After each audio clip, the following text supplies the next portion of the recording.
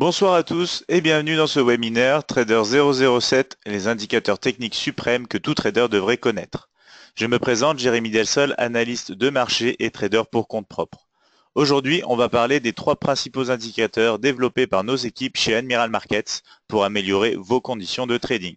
Si vous avez des questions au cours de cette présentation, je vous invite à les noter. Nous reviendrons dessus à la fin de ce webinaire à l'aide du chat mis à votre disposition. On va maintenant donc commencer cette présentation. Alors je vais directement ouvrir la plateforme Admiral Markets MT4. On va aller chercher donc ce premier indicateur. Je vais rappeler donc que vous avez dans le package donc de l'édition suprême Trader 007 d'Admiral Markets plusieurs indicateurs que vous voyez ici sur votre écran à gauche. On a déjà fait une vidéo précédente où on a expliqué donc ces indicateurs. Je laisserai ce lien donc en direction de la vidéo dont je vous parle juste en dessous de cette vidéo sur la page YouTube. Vous pourrez donc ainsi aller revoir si vous ne l'avez pas déjà vu donc cette vidéo.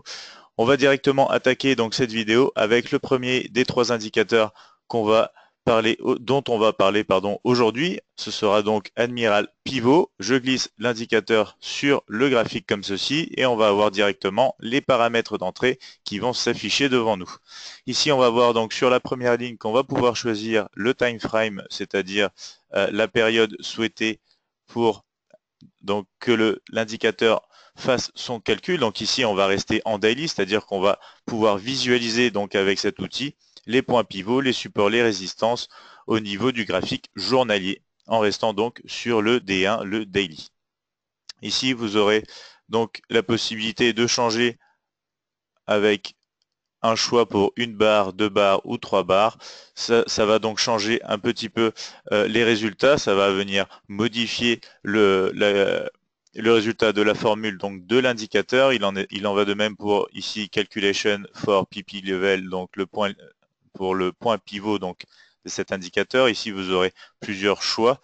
Ça va bien évidemment changer les résultats et vous verrez selon votre stratégie, selon votre manière de trader, bien sûr, quels sont les avantages et les inconvénients de chacun de ces paramètres et vous pourrez donc choisir vos propres paramètres.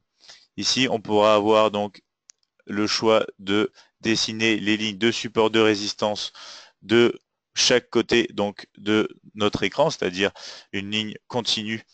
D'ailleurs, on va aller voir ce que ça donne sur le graphique. Ici, on aura donc ensuite, la possibilité de changer les couleurs des niveaux de support, des niveaux de résistance et du point pivot. Et on aura aussi la possibilité donc de mettre une alerte si jamais on va atteindre un certain point pivot avec donc le cours. Donc ici, on est sur l'AUD USD en graphique H1. Je vais cliquer maintenant sur OK et on va voir l'apparition comme ceci ici. Donc de l'indicateur d'Admiral Market, donc c'est l'indicateur pivot. On va voir en ligne verte, je vais zoomer un peu ici pour qu'on voit mieux. Voilà, la ligne verte, c'est le point pivot. On voit d'ailleurs à l'heure actuelle que sur l'AUD-USD, c'est un niveau qui est respecté. On a du mal à le franchir. On vient se négocier très proche de ce niveau. On a eu un rejet ici qui n'a pas été suffisant. On revient tester une deuxième fois. Et on verra bien donc ce qui se passe à ce niveau. On va avoir ici en rouge donc le premier niveau de résistance, le deuxième niveau de résistance et le troisième. Donc vous voyez que les traits sont dessinés de manière différente pour qu'on visualise le plus rapidement possible les niveaux concernés. On va avoir pareil ici, bien sûr, en dessous du prix, donc en dessous du point pivot, le premier niveau de support avec le S1, le S2 et le S3 qui seront les prochains niveaux de support. Donc, en revenant sur les paramètres de cet indicateur, on va pouvoir voir ici donc qu'on avait la possibilité de dessiner, voilà, comme ceci, les lignes continues sur notre écran. Ce qui est intéressant, c'est que ça va nous permettre de pouvoir voir à quel point donc l'indicateur est intéressant et surtout pertinent. On va voir ici que le point pivot actuel ici représente bien une zone, donc voilà, cette zone-là, cette zone qui a joué le rôle de support ici, le rôle de résistance et puis encore une fois le rôle de support avant d'être cassé. Donc un niveau de point pivot pertinent par rapport aux dernières actions du prix. Et si on zoome en arrière, on va voir donc que ces niveaux ici, par exemple de résistance, sont vraiment des niveaux très intéressants à tenir compte, bien sûr, avec notamment ici la troisième résistance qu'on voit bien, qui est un niveau très stratégique et très important.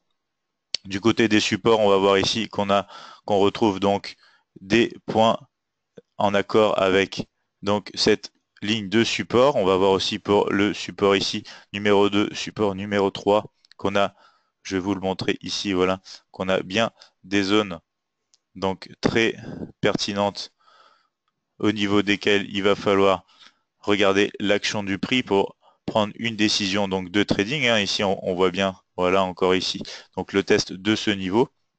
Donc vraiment des niveaux et des points pertinents à vérifier, à tenir compte dans notre façon de trader, dans notre stratégie de trading.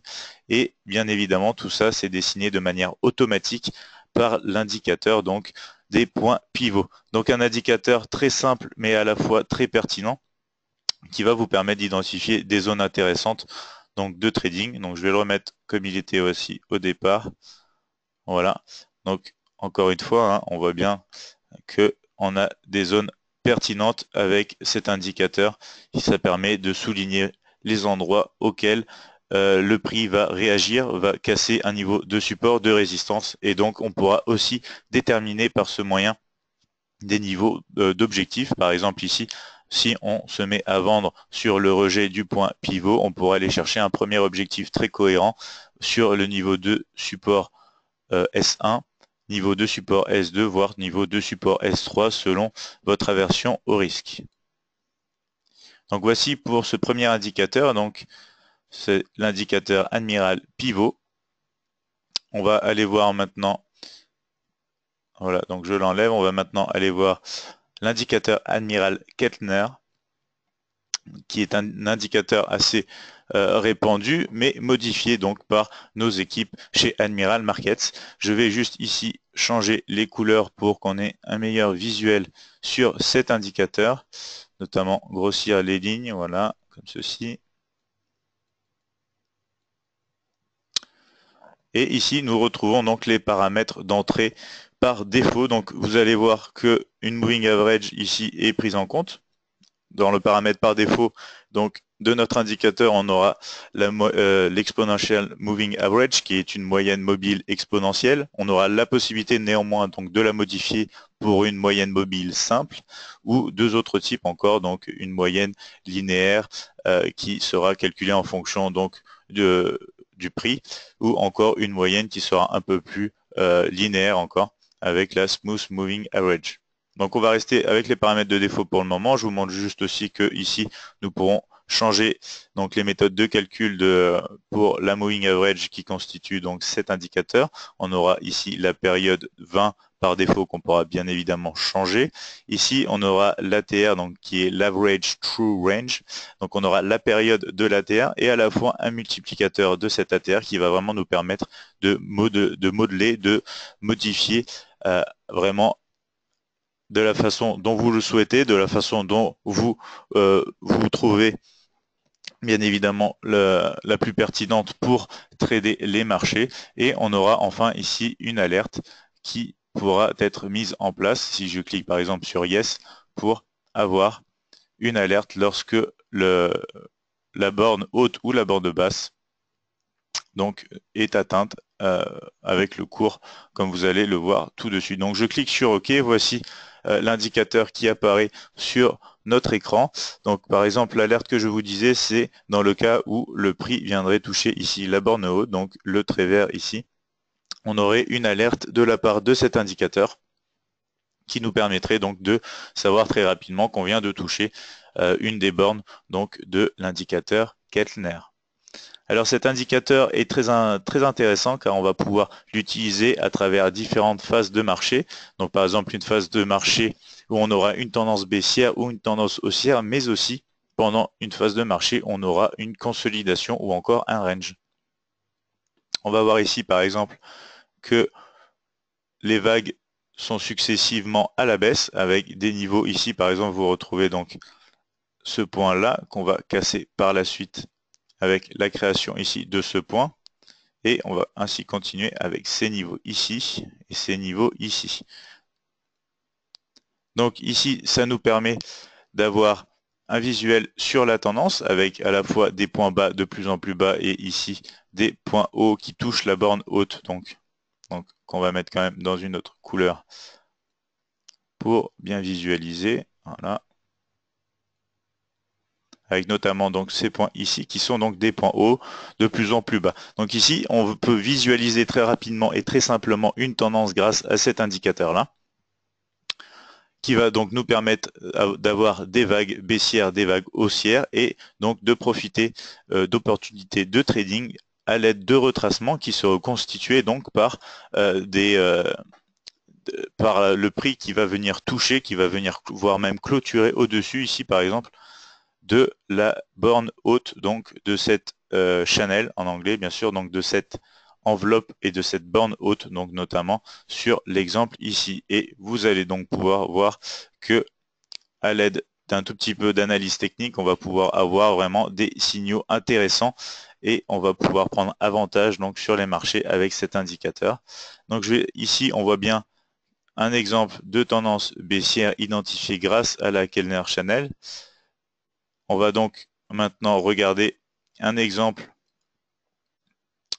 sur toujours cette paire, mais dans une situation de range, où donc le prix va avoir tendance à se consolider, et on va voir, voilà, comme ceci, qu'on a quand même des occasions de trading assez pertinentes avec cet indicateur, puisque là, vous voyez dans le carré noir que je vous ai préparé pour vous montrer l'exemple, on va voir donc que la pente de la moving average qui se situe au milieu, ici en bleu, est relativement à l'horizontale. Donc ça va bien sûr traduire une situation de consolidation ou une situation encore de range et avec des opportunités ici de trading différentes puisque bien sûr on n'est pas en train de faire des niveaux plus hauts, des niveaux plus bas, on est dans un range. Donc on va avoir des occasions ici par exemple de pouvoir acheter dans le bas du range pour se diriger vers le haut du range. Je vais ici mettre le carré en rouge pour avoir une meilleure visibilité. Voilà. Donc par exemple, choisir donc d'acheter dans le bas du range pour aller chercher le haut du range et ensuite rechercher le bas du range pour aller encore ici chercher le haut du range. Donc ici c'est un exemple de range de consolidation où donc le Keltner Channel va nous permettre quand même d'avoir des occasions de trading intéressantes et donc de continuer à trader selon les différentes conditions donc du marché, ce qui est quand même un avantage. Et donc cet indicateur est vraiment simple mais à la fois donc complet puisqu'il nous permet d'identifier les différents types donc de marché, les différentes phases de marché, d'en prendre avantage et notamment d'aller aussi chercher des objectifs dans une situation de consolidation. On peut notamment après développer des stratégies avec cet indicateur-là pour aller chercher des objectifs dans une période de tendance. Ça laisse vraiment des portes ouvertes à tout un tas de développements, de stratégies et de manières de trader, donc avec cet indicateur développé par nos équipes. On va maintenant passer à l'Admiral Mini Chart, qui est un outil notamment d'autant plus complet. Alors, je sélectionne encore une fois l'indicateur, je le glisse dans la fenêtre et ici on va avoir toutes les variables pardon, donc de cet indicateur-là, avec notamment la possibilité de rajouter d'autres indicateurs. On va le voir ensemble très rapidement. Je vais tout d'abord cliquer sur la case OK, voilà, comme ceci, pour vous montrer bien à quoi ressemble donc cet indicateur par défaut. Donc ici, vous pouvez l'agrandir comme ceci, voilà, pour un meilleur visuel. Donc, on se retrouve donc sur la même paire et sur le même time frame que nous étions à l'heure actuelle, c'est-à-dire l'eau du USD en graphique horaire. Donc ici, nous avons exactement la représentation des mêmes bâtonnets que vous avez en arrière-plan, donc sur votre plateforme. On va retourner dans les paramètres, aller voir un peu tout ce qu'on peut faire avec. Alors ici, vous avez Chart Symbol, c'est-à-dire que par défaut, c'est celui sur lequel vous vous trouvez, c'est-à-dire ici l'ode USD. On va voir qu'on peut décider notamment d'afficher une autre paire. Donc si je sélectionne par exemple Euro-USD, vous allez voir que le graphique voilà, va se modifier et qu'on aura la représentation horaire donc de la paire euro-USD, tout en restant sur le graphique AUD-USD derrière en graphique horaire. Alors, on revient encore une fois dans les paramètres. On va ici cliquer sur remise à zéro qui va nous permettre donc de revenir sur les paramètres par défaut de cet indicateur.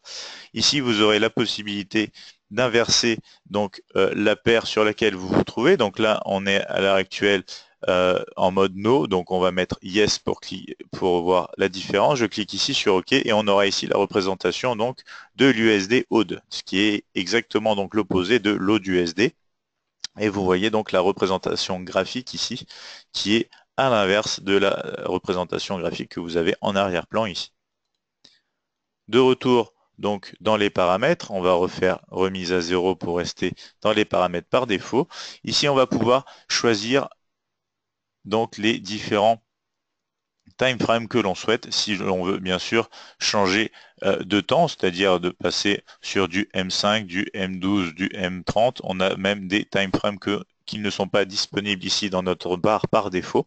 Donc on va pouvoir vraiment avoir une large gamme de time frames basés sur du temps et ensuite on aura notamment la possibilité d'avoir d'autres types de graphiques. Donc par exemple ici je vais cliquer sur Daily, cliquer sur OK et nous aurons ici donc la représentation de notre paire AUD-USD en graphique journalier alors qu'on a toujours en arrière-plan donc le graphique horaire. Donc ça peut être intéressant pour des analyses multi-time frame, ce qui veut dire qu'on va analyser à la fois sur une grande période de temps et sur une petite période de temps une paire de devises, ce qui va nous aider à connaître la tendance de fond par exemple et à trouver des opportunités de trading intéressantes dans cette tendance.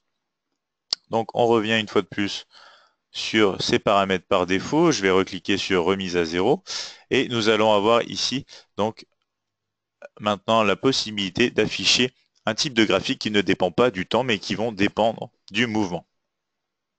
On va quand même faire pour l'exemple ici par exemple l'affichage en secondes. J'ai sélectionné S10 qui signifie un bâtonnet je veux dire, se crée toutes les 10 secondes. En cliquant ici sur OK, on va voir, voilà, ici les bâtonnets qui vont se créer toutes les 10 secondes. Alors, on n'a pas de bâtonnet dans l'historique car je viens seulement de lancer l'application et qu'il va falloir qu'il constitue un historique à la création de chaque nouveau bâtonnet. Donc là, vous voyez la création donc, de bâtonnets sous nos yeux à l'heure actuelle, qui suit bien évidemment le mouvement du cours de la même paire, mais qui va créer et qui va nous illustrer donc des bâtonnets de 10 secondes. On va maintenant afficher, donc comme je vous le disais précédemment, des graphiques qui ne sont plus en fonction du temps, mais qui vont être en fonction donc des mouvements. On va commencer avec le graphique standard du range. Ici, on aura donc un paramètre qui va correspondre à ce type de fenêtre, un paramètre qui est à l'heure actuelle est en mode défaut de 10. Donc on va cliquer sur OK et on va voir ce qui se passe. Donc on aura ici le graphique de l'AUD-USD en range, mais ça va être un range de 10. C'est-à-dire que il va falloir qu'on ait un mouvement de plus de 10 pips de range pour avoir la nouvelle création d'un bâtonnet sur notre écran. Ce qui veut bien sûr dire que un bâtonnet pourrait rester en construction pendant des heures entières si le marché ne bouge pas. D'accord? C'est-à-dire que le marché nous permet, en fait, on va pouvoir prendre avantage sur les marchés grâce à des moments de volatilité. Quand on aura des bâtonnets qui vont se créer, c'est-à-dire que le marché va vraiment bouger. Si le marché ne fait rien, c'est pas intéressant. On va pas avoir de nouvelles créations de bâtonnets et du coup on attendra toujours un signal. Donc ici vous voyez par exemple on a un bâtonnet en création. Si les mouvements ne sont pas suffisants, c'est-à-dire si on n'a pas 10 pips de range qui sont dépassés, on n'aura pas la création d'un nouveau bâtonnet et on restera dans cette situation le temps d'avoir un mouvement assez grand pour pouvoir avoir donc la création d'un nouveau bâtonnet.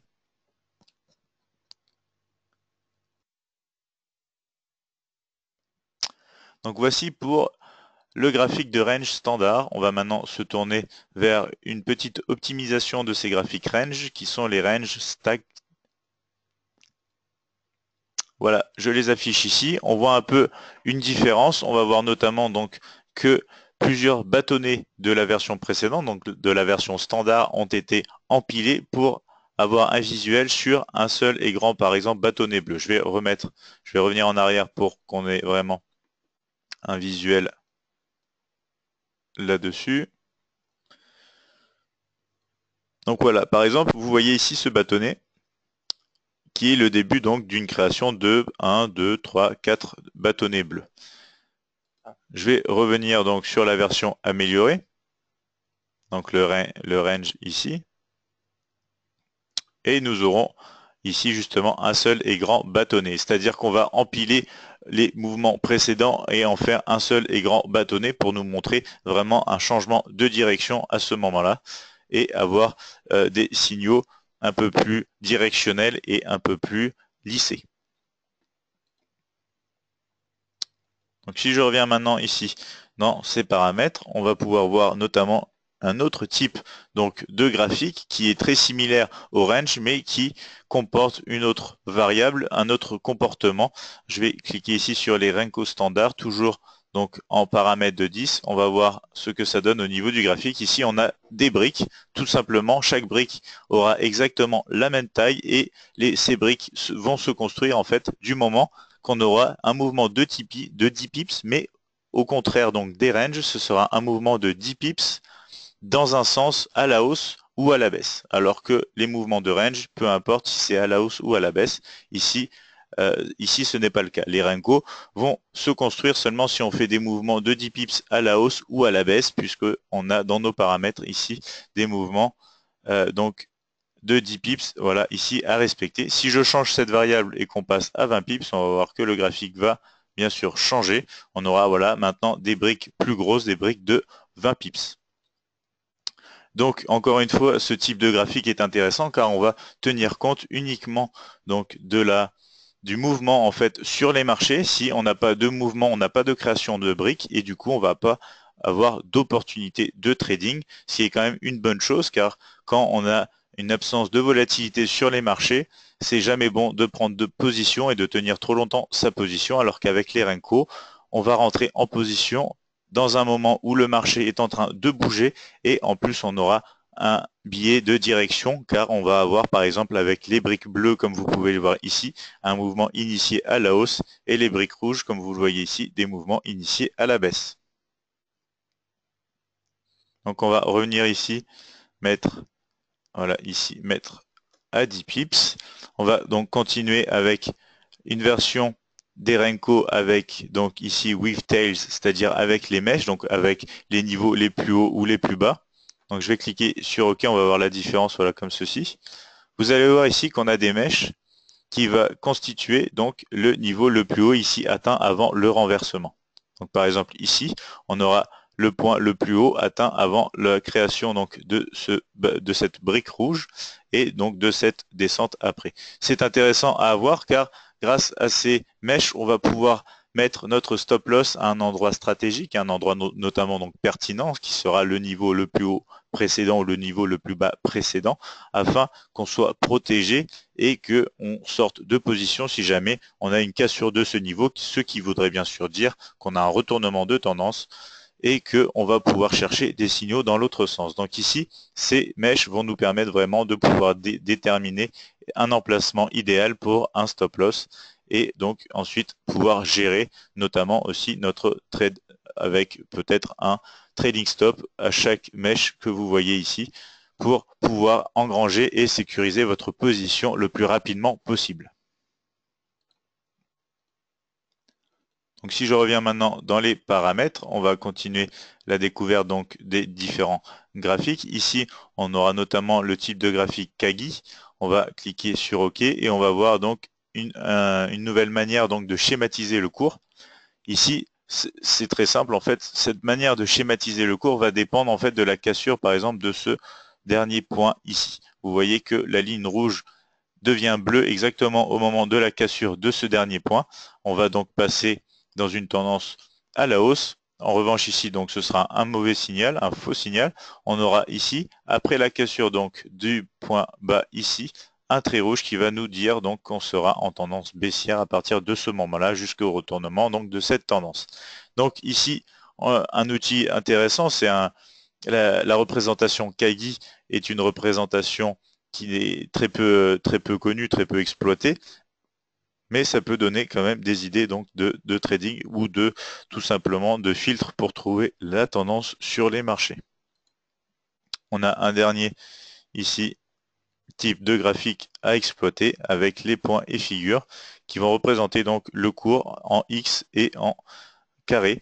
Donc vous allez voir ici l'évolution du prix en fonction donc de ces X de ces X bleus qui sont donc euh, des mouvements haussiers et de ces rectangles rouges qui constitueront donc des mouvements baissiers.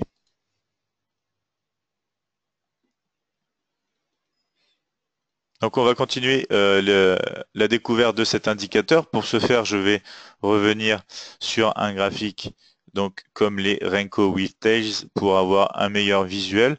On va notamment, donc je clique OK, voilà, on revient sur les Renko. On va notamment ajouter ici avec la possibilité dans le registre transformation, par exemple les Ekanashi, c'est-à-dire un indicateur Ekanashi qui va venir voilà, changer certaines couleurs de certaines briques sur les Renko pour nous donner donc un mouvement de tendance plus dessiné pour avoir des retournements plus visibles et notamment plus pertinents. Par exemple ici vous voyez on reste sur des bâtonnets rouges jusqu'au retournement ici et donc vous avez du coup des vagues plus dessinées, plus pertinentes et plus c'est visuellement tout simplement plus facile à étudier.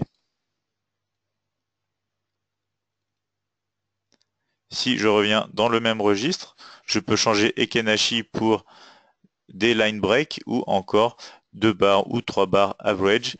On va voir la différence. Donc les line break, c'est un autre indicateur qui va visualiser ici le prix en fonction de la cassure de certains niveaux donc, et dans l'évolution du prix. Donc on va voir que c'est un moyen encore ici de trouver des opportunités de trading vraiment intéressantes par rapport à un graphique basé sur du temps, puisque ici, je le rappelle, c'est encore du mouvement qui vont venir c'est encore le mouvement pardon, euh, qui va venir nous aider à prendre notre position plutôt que le temps. Donc toujours plus de chances de notre côté de réussir nos trades les uns après les autres. Ici, si je change pour du 2 bar average, on va avoir donc des bâtonnets ici qui vont se calculer avec notamment les 2 barres précédentes moyennées pour avoir un résultat comme ceci. On va voir donc qu'on a ici des signaux en fonction de ce calcul, des signaux qui vont être à étudier pour voir lequel donc de tous ces paramètres va vous permettre de trouver votre style de trading et notamment donc votre stratégie pour trader les marchés. Donc ici on a la possibilité de changer donc la taille des blocs par rapport aux pips. On pourrait les mettre en fonction donc d'un montant de prix ou d'un pourcentage de changement. On pourrait ensuite ici baser donc notre historique sur du M1 ou sur du H1, M30, M15. Alors on garde en général le M1 car c'est la source la plus fiable pour créer ce type de graphique puisqu'on est basé sur des mouvements et non pas du temps. Les mouvements sont plus faciles à prendre en compte donc au niveau du M1 puisque les mouvements sont comptabilisés beaucoup plus vite, donc c'est une manière plus précise de calculer nos graphiques Renko. On va voir ensuite qu'on aura la possibilité donc de changer bien sûr les couleurs de la fenêtre de cet indicateur, de changer la couleur donc des barres. On aura ensuite les possibilités d'enlever les grilles que vous pouvez voir ici, de changer la couleur de ces grilles. On pourra ensuite, par exemple, dézoomer ici. Si je mets, par exemple, 0, je clique OK, on va voir voilà, qu'on a une aperçu donc, du même graphique qu'on a dézoomé et qu'on a donc une vue d'ensemble ici, ce qui pourrait notamment donc, nous permettre d'analyser et de faire donc des analyses ici chartistes sur le graphique Renko, tout en ayant, je le rappelle, en arrière-plan donc notre graphique standard, graphique ici horaire.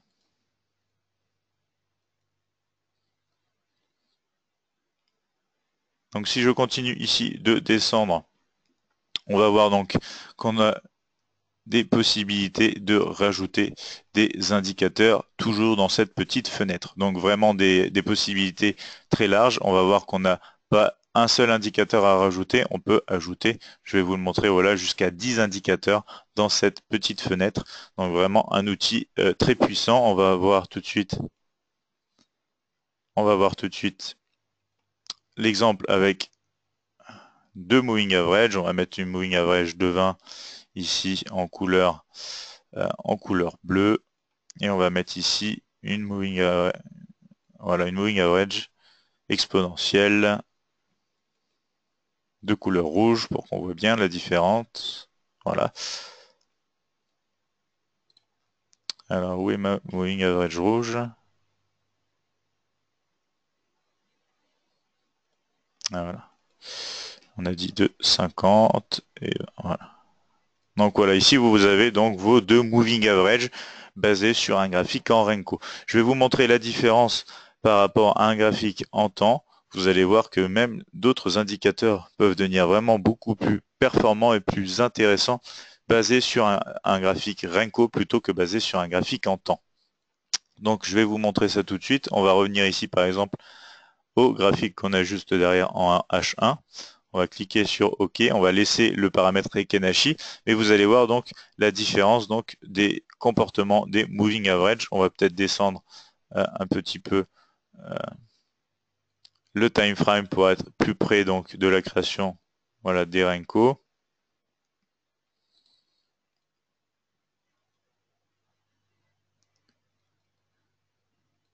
C'est du M30 pour voir.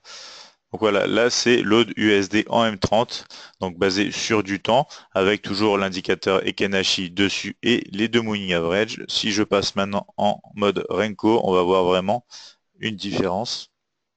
Et notamment, donc, on va voir qu'on aura des signaux plus pertinents, voilà, et beaucoup plus propres. D'accord? Donc là, c'est vraiment relativement simple, hein. J'ai rajouté uniquement deux moving average. J'ai mis de l'indicateur Ekenashi sur les Renko avec les mèches. Après, vous pouvez vraiment choisir vos indicateurs préférés, les appliquer donc sur ce type de fenêtre et voir comment vous pouvez appliquer tout ça à votre stratégie de trading si vous en avez déjà une. Si ce n'est pas le cas, vous pouvez bien sûr commencer à créer justement à partir de ces outils très pertinents donc une stratégie de trading qui sera testable, vérifiable et que vous pourrez donc mener à bien chaque jour que vous traderez. Donc maintenant, je vais me tourner vers vos questions si vous en avez. Vous avez le chat à votre disposition. N'hésitez pas à me poser des questions.